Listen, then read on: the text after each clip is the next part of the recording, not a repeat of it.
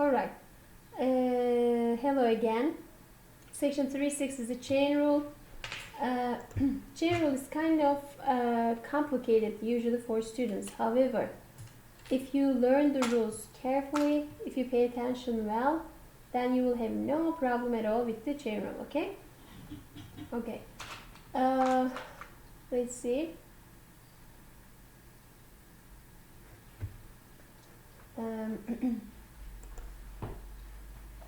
Okay, so we are going to directly talk about the chain rule. First of all, chain rule is about the derivatives of composition of two functions, because so far we know multiplication rule, addition rule for the derivative, okay, quotient rule, okay, for the quotients, quotient rule for the derivatives for the quotients. So we have all these, but we don't know how to take the derivative of the composition of two functions. So chain rule is an answer to that. As you will see, so we have x here and we have g of x we call it the function u, and then we apply f to it, and then we get a value y is going to be equal to f of u, which is the same as, instead of u we write g, f composed with g at x. Okay, so at the end we have the composition f composed g.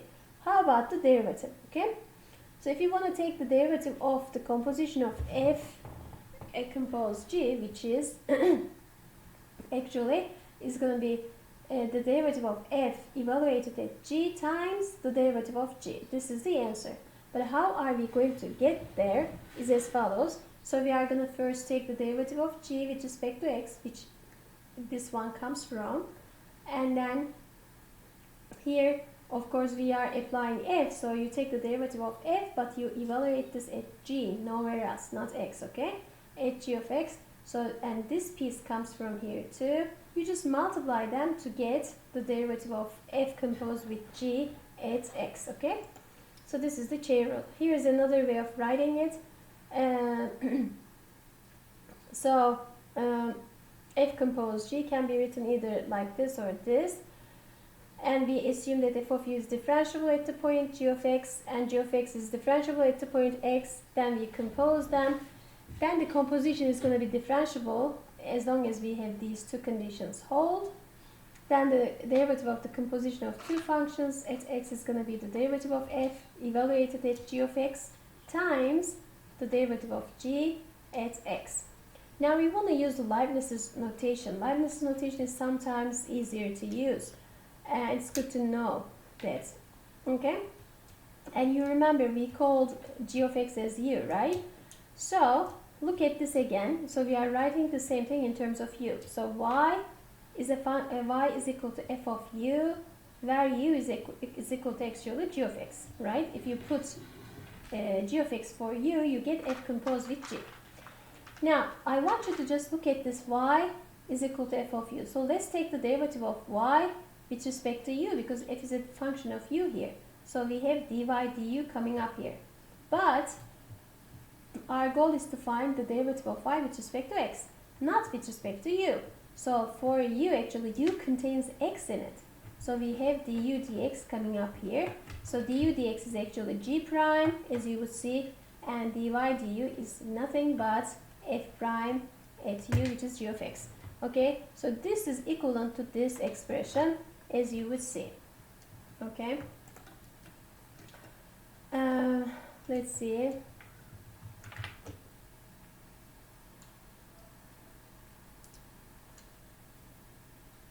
Okay, we should do some examples.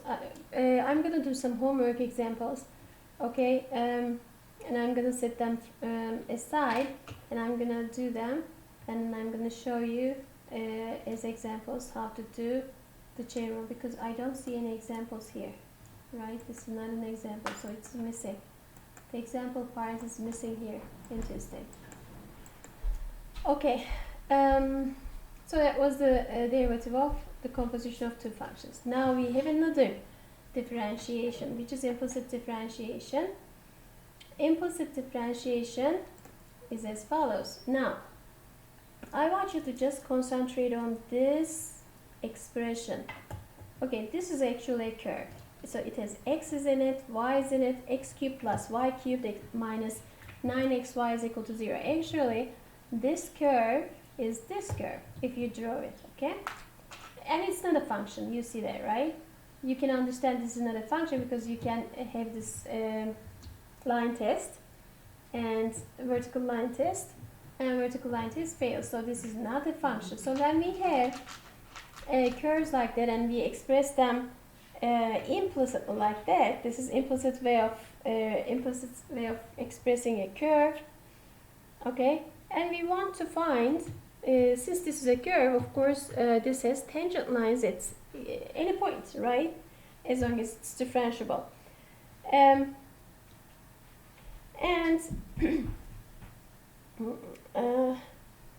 so we need to find the derivative of y with respect to x in here. But there's a big problem here because we don't have an expression such as y is equal to f of x written. Okay? That's why it's called implicit. Any function that's written as y is equal to f of x is explicit function. Okay? But this is implicit because there's no way you can write y in terms of x only.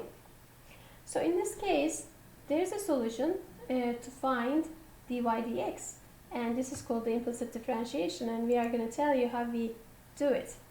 Okay? In my lecture notes that I put on the web, you're going to see examples to this implicit differentiation. Okay? I can also use some of that to explain you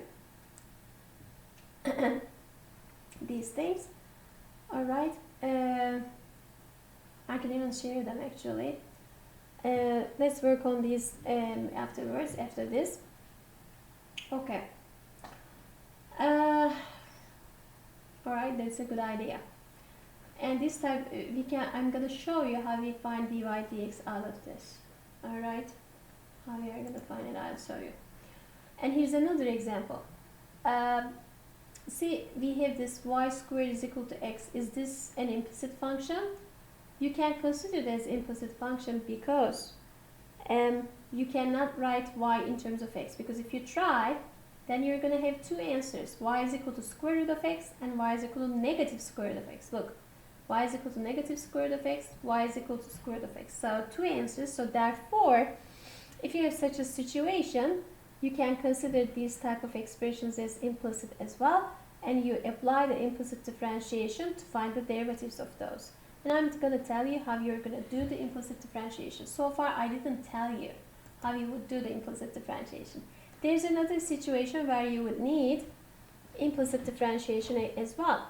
Look, if you have a circle like x squared plus y squared is equal to 25, and you want to find some tangent lines to the curve at some certain points, again, you cannot write y in terms of x unless you have two expressions, like y is equal to positive square root of 25 minus x squared, y is equal to negative square root of 25 minus x squared. So minus and plus, so two expressions comes out.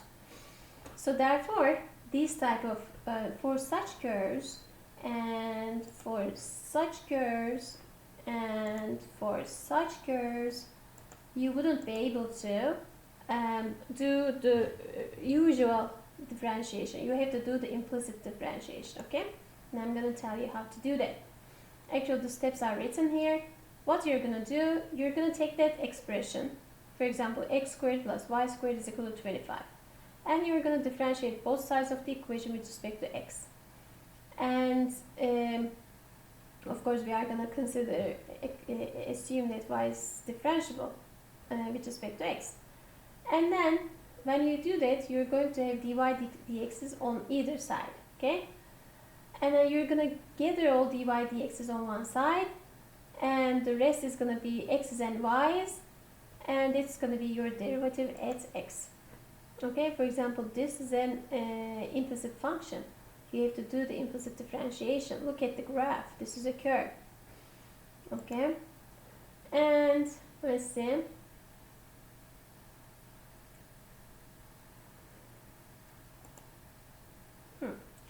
Here it's talking about, again, we have such a curve, which is the same curve actually. I write the same example we discussed before, which was this example.